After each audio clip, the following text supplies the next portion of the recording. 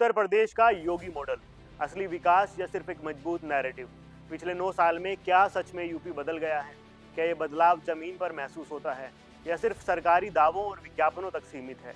इसका जवाब समझने के लिए हमें आज के उत्तर प्रदेश को देखना होगा और फिर उस दौर में लौटना होगा जब ये राज्य एक अलग पहचान रखता था। फर्ज कीजिए कि सुबह का समय है, धूप नई बनी चौड़ी सड़क पर चमक रही है, गाड़ियां बिना रुके तेजी से गुजर रही हैं। आज ये दृश्य बड़ा आम लगता है, लेकिन एक समय था जब उत्तर प्रदेश की पहचान टूटी सड़कों, लंबे जाम और धीमी कनेक्टिविटी से जुड़ी थी। कानून व्यवस्था की स्थिति को लेकर अक्सर सवाल उठते थे। 2017 में जब योगी आदित्यनाथ ने मुख्यमंत्री पद संभाला, मैं आदित्यनाथ योगी ईश्वर की शपथ लेता हूं कि तो उन्होंने अपने पहले भाषणों में साफ कहा कि राज्य में कानून का राज स्थापित करना उनकी प्राथमिकता होगी। UP home department, UP police reports, Uttar Pradesh सरकार और गृह विभाग के आधिकारिक बयानों के अनुसार 2017 के बाद संगठित अपराध और माफिया के खिलाफ बड़े स्तर पर अभियान चलाया गया। गैंगस्टर एक्ट और एनएसए के तहत कार्रवाई बढ़ाई गई और हजारों करोड़ रुपए की अवैध संपत्तियों को जब्त या ध्वस्त किया गया। सरकार ने यह दावा किया कि 2017 के बाद बड़े सांप्रदायिक दंगों की घटनाओं में भारी कमी आई है, जबकि इससे पहले मुजफ्फरनगर 2013 और अन्य शहरों में बड़े दंगे हो चुके थे। यही कारण है कि बुलडोजर और सख्त पुलिसिंग योगी मॉडल की पहचान बन गए। समर्थकों का कहना है कि इससे आम लोगों में सुरक्षा की भावना बढ़ी, जबकि आलोचक इसे सख्त प्रशासनिक छवि बनाने की रणनीति मानते हैं। लेकिन सिर्फ कानून व्यवस्था से कोई राज्य आगे नहीं बढ़ता। असली बदलाव तब दिखता है जब सड़कें बनती हैं, उद्योग आते हैं और अर्थव्यवस्था बढ़ती है। 2017 के बाद उत्तर प्रदेश में एक्सप्रेसवे निर्माण को एक गति मिली। पूर्वांचल एक्सप्रेसवे, बुंदेलखंड एक्सप्रेसवे और निर्माणाधीन गंगा एक्सप्रेसवे जैसे प्रोजेक्ट्स ने राज्य के दूर दराज क्षेत्रों को राजधानी और औद्योगिक केंद्रों से जोड़ दिया। Uttar Pradesh expressway industrial development authority UPEIDA के अनुसार इन एक्सप्रेसवे का उद्देश्य सिर्फ यात्रा आसान करना नहीं, बल्कि उनके किनारे औद्योगिक कॉरिडोर और लॉजिस्टिक हब विकसित करना भी है। आज उत्तर प्रदेश भारत का सबसे बड़ा एक्सप्रेसवे नेटवर्क रखने वाले राज्यों में शामिल हो चुका है। इसी के साथ राज्य की एयर कनेक्टिविटी को बदलने के लिए नोएडा इंटरनेशनल एयरपोर्ट का निर्माण शुरू हुआ, जिसे नागरिक उड्डयन मंत्रालय ने भारत के सबसे बड़े आगामी एयरपोर्ट प्रोजेक्ट्स में से एक बताया है। सरकार के सांख्यिकी मंत्रालय और उत्तर प्रदेश आर्थिक सर्वेक्षण के अनुसार राज्य का सकल घरेलू उत्पाद 2016-17 के लगभग 12 लाख करोड़ से बढ़कर 2023-24 में लगभग 25 लाख करोड़ तक पहुंच गया।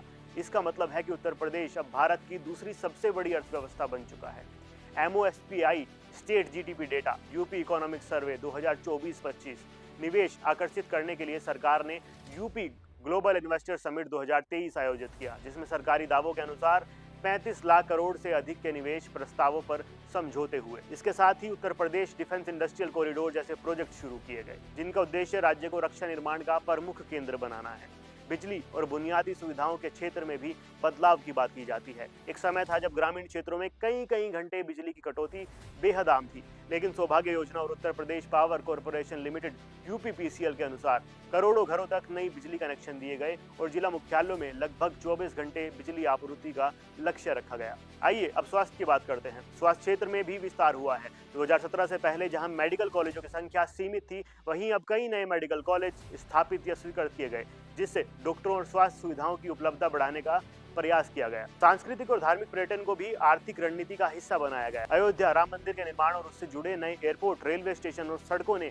अयोध्या को एक बड़े पर्यटन केंद्र में बदल दिया है। इसी तरह वाराणसी में काशी विश्वनाथ कॉरिडोर और शहर के आधुनिकीकरण ने पर्यटन को एक नई गति दी है। सरकार का दावा है कि इससे लाखों लोगों को प्रत्यक्ष और अप्रत्यक्ष रूप से रोजगार मिला है। दोस्तों, लेकिन हर कहानी का एक दूसरा पहलू भी होता है। Periodic labour force survey PLFS और नीति आयोग के आंकड़े बताते हैं कि रोजगार और आय वृद्धि अभी भी एक बड़ी चुनौती है। कई निवेश प्रस्ताव अभी शुरुआती चरण में है और उनका पूरा प्रभाव आने में अभी समय लगेगा। कुछ विशेषज्ञों का कहना है कि इंफ्रास्ट्रक्चर विकास महत्वपूर्ण है, लेकिन असली बदलाव तब माना जाएगा जब आम लोगों की आय, शिक्षा और स्वास्थ्य के स्तर में व्यापक सुधार दिखाई देगा। आज उत्तर प्रदेश एक अलग तस्वीर पेश करता है। नई सड़कें, बनते एयरपोर्ट्स, बढ़ती अर्थव्यवस्था और सख्त कानून व्यवस्था की छवि। समर्थक इसे योगी मॉडल कहते हैं, जो उनके अनुसार सुरक्षा और इंफ्रास्ट्रक्चर के आधार पर विकास का रास्ता है। वहीं आलोचक कहते हैं कि असली परीक्षा रोजगार, सामाजिक विकास और लंबे समय तक टिकने वाले आर्थिक बदलाव से होगी। सच्चाई शायद इन दोनों के बीच कहीं है। उत्तर प्रदेश बदल रहा है, ये बदलाव दिखाई भी देता है, महसूस भी होता है, लेकिन ये बदलाव कितना गहरा और कितना स्थायी है, इसका अंतिम फैसला आने वाले वर्षों में ही होगा। यही है योगी मॉडल की असली कहानी, एक ऐसा प्रयोग जिसने उत्तर प्रदेश की दिशा तो बदल दी है, लेकिन उसकी मंजिल अभी भी तय होना बाकी है। और आने वाले 2027 के चुनाव में जनता भी एक बार खुद से बता देगी कि उन्हें ये योगी मॉडल मंजूर है या फिर ना मंजूर। दोस्तों, वीडियो पसंद आई हो तो वीडियो को लाइक करना ना भूलिए, अपनी राय कमेंट सेक्शन में बताइए, चैनल को सब्सक्राइब करना भी ना भूलें। धन्यवाद।